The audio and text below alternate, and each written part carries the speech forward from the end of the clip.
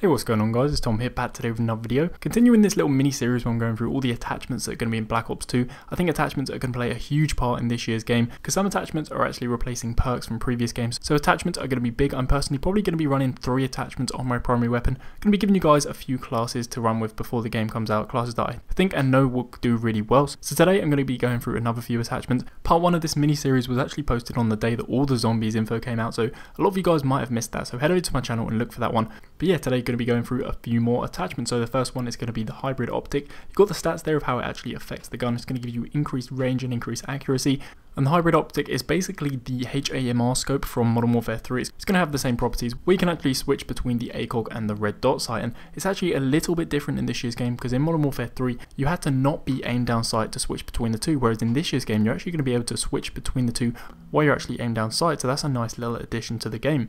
The next attachment is a brand new attachment, and this one looks really interesting. It's going to be very interesting to see how it actually plays out. You can see the stats again right there, increased range and then a lot of increase in accuracy. And that's because this target finder is actually going to work a little bit like Marksman in the previous game. You know, Marksman actually let you kind of look at enemy names from further away. In this game, this target finder is going to be beast. It's actually going to highlight enemies with a kind of red diamond around them, similar to the red diamond you actually see when you're in like a chopper gunner in the original Black Ops, that kind of thing. So I don't know, I think it's going to be quite powerful. It's going to be really good for kind of long range gunfights. The only downside is that you're actually going to be taking up a lot of the screen when you're using this, so you won't have really any peripheral vision. So I suppose that's the kind of balance that they're looking for, but I do think this perk looks really interesting. It should be good to see how it actually plays out in the game.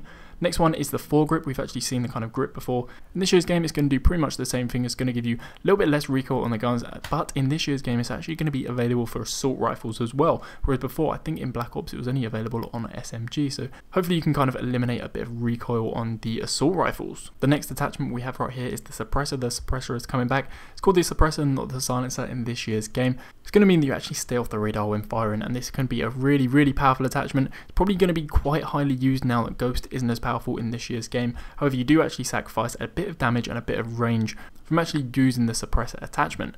Next one we have is FMJ, making its first appearance since Modern Warfare 2, and it's going to do pretty much what it did back in Modern Warfare 2. It's going to give you greater bullet penetration, and it's also actually going to increase the damage against score streaks. So anything that's in the air, if you want to actually take it down with a gun, maybe you stick FMJ on something like a light machine gun. That's probably going to be the best combination for this. You can actually probably take down one of those stealth choppers when you're running with an LMG with the FMJ attached to it.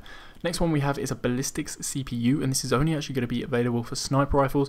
The reason is that this is going to be an attachment that's going to reduce the idle sway of the gun. So typically when you're actually kind of aimed down sight with a sniper rifle, there's going to be a little bit of sway there, which actually simulates the breathing of a soldier. But when you're running this attachment, that's going to be decreased. So probably going to be one of the sniper's choices of attachment in this one. Hopefully, you know, it's going to help with those no scopes when people are going for those montage clips as well.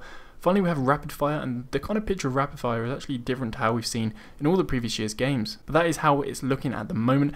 And in this year's game, it's going to increase the fire rate of a weapon by around 20%, which could make all the difference in a certain gunfight. So, anyway guys, those are the attachments I'm going to be covering today. I hope you guys learned a little bit more about the attachments, and maybe you're starting to get a few ideas about which ones are going to be the good ones to run. So let me know the ones that you are thinking of running already. And yeah, just want to say a big thanks for watching guys. Make sure to subscribe if you haven't already. Drop a like if you enjoyed the video, and check out some of my previous videos. Got those on screen right now. And I'll catch you guys with another video very soon.